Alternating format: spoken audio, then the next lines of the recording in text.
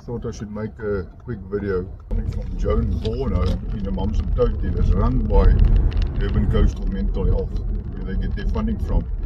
Durban Coastal Mental Health gets some of their funding from the Department of Health.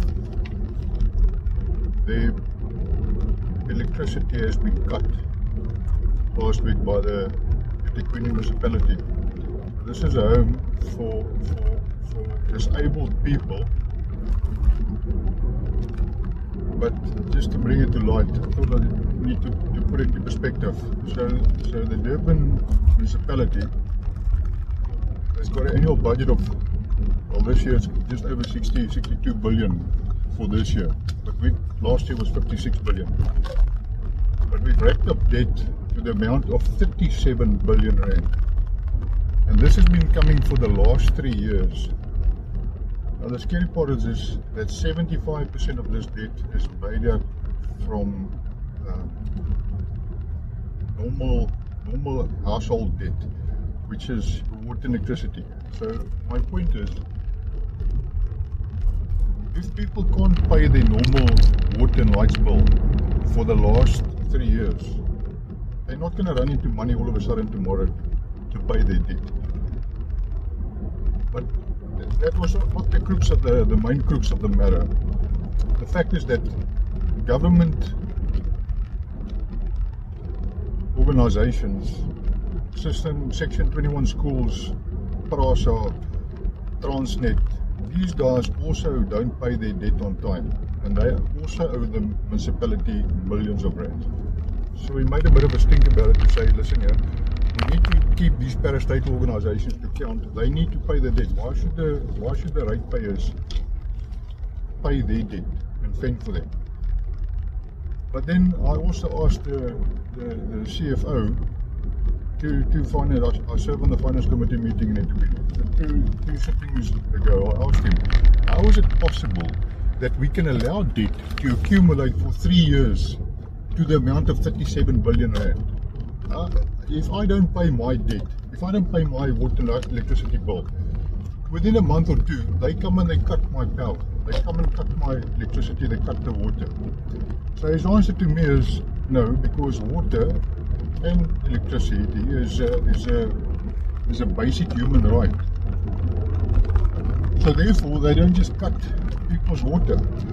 But on top of that, the crux of the matter is also, we've got informal settlements. In Durban, we've got 597 informal settlements. Yeah, not 5, not 50, 597 informal settlements in Durban, in eThekwini.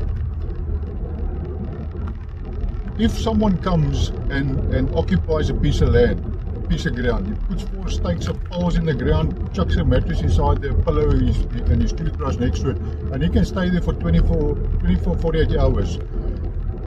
You cannot phone the police to tell him to come and remove that person from the land, because now it becomes a civil matter. Now you've got to go to court because you've got to find ulterior accommodation for that person. The government doesn't have the facilities at the moment to accommodate this, to address this issue. The law was written to help these people, vagrants that come onto people's land, that you can't just push them off because they've got nowhere else to go. But the problem that I've got with this is the municipality now. The minute there's a vagrant on a piece of property, the municipality says that these people now automatically qualify for indigenous support. So they will go and offer these people free water and electricity. Well, the first 6 kiloliters of water is free, and there's a certain amount of, I can't remember off the top of my head, the electricity they get for free as well, supplied by the municipality. Yet, in the same breath, the municipality can now come to Joan Vaughan home, where there are disabled persons, and cut their electricity. Yesterday, Saturday morning, the municipality sent out someone to cut the water as well. Luckily, there was a few of us there, and we made a bit of a stink. But also, fortunately, the guy that came to cut it understood, and he's like, he saw what was going on, and he understood, and they didn't cut the water. Fortunately, luckily also for the community that's pushing in all the bloody effort there, and AfriForum guys and Rapid Impulse put a generator down there. they're getting funding from the community to keep the facility going. Because you must understand now, this is not just these people can't look after themselves. They're mentally disabled. So you've got staff there, volunteers that wash and look after these people.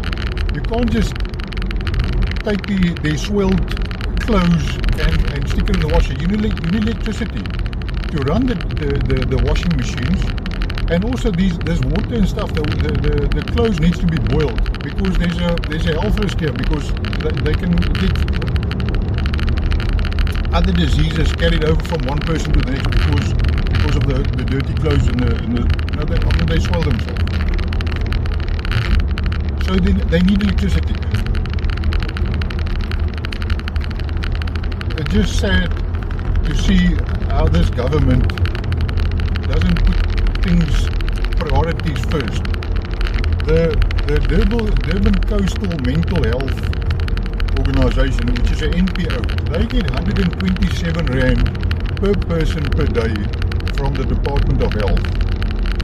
Now that as well, 127 Rand per person per day to look after these people in a form of a grant. We've got people in jail. I think the recent, I remember a couple of years ago, it was 317 Rand per person per day that it cost to keep someone in jail. I think it's running around, I'm not 100% sure, but the last time I checked, I think it was 402 Rand per person per day that the government gives to keep the person in jail. Yet these disabled people... Sorry, so your name is? Mbonis CBC. Oh, CBC. From CBC. I'm the CEO of DCMH. DCMH, yeah. So you're saying that it's not your fault that this place is in disrepair. You're only getting 127 Rand per day from the Department of Health. Yes. And that's the only funding you're getting. The only funding, and they subsidizing us for certain services. They list the services that they are paying us for. So, for instance, we can't use money for DOH for other activities. Yes. So this includes, for instance, the food, it includes security, it includes nursing, it includes caring, and water. No, it doesn't include water. I'm saying the money from DOH. Yeah. Then waste, to collect the waste. That's what they're funding us for. Now, what they want us to do, that's why we talk about the funding gap. That there is a gap between what the government is giving us and what we're offering to them. They don't fund us for maintaining the building. Yes. They don't fund us for water. They don't fund us for electricity. They don't fund us for what do we say? Events, other things. No. So if we want to have an event here, for instance, they don't fund us for that. Yes. So there is a gap between what government is funding us for and what we offer to the service. Now, what we've been saying all along is that government, remember, everyone who's here is diagnosed with a mental condition. Yes. So it's a government responsibility, because those people should be in a hospital. Correct, and because hospitals are failing now, you guys are trying to step in. We take them into our beds. Now we're an NPO, meaning that we only receive subsidies and donations to live. Yes. So what has been happening is that not for services, that's where the shortfall is. Yeah. Before, we used to have money in our accounts, like additional money. Now the money, remember, donations now have decreased over time. People are not giving as before. So as the money got finished, we now don't have additional funds to then pay, for instance, amenities and water, electricity. And other things like that, yes. They came here this morning to cut the water as well. Luckily we stopped. Yes. The guy listened and he didn't cut the water. He saw the facility because that's another health risk again. You know? I'm just requesting that we need the mayor and the city manager to come and see the kind of people that are here. They are very vulnerable conditions. And these people had a meeting with the mayor as well. Yeah. So that is where the problem is, and we hope that the public can actually understand.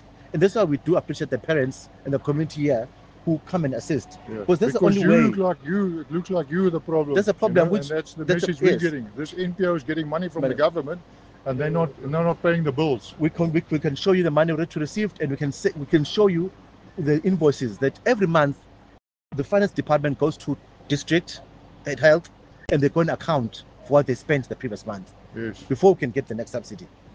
Okay. So they look at what you spent.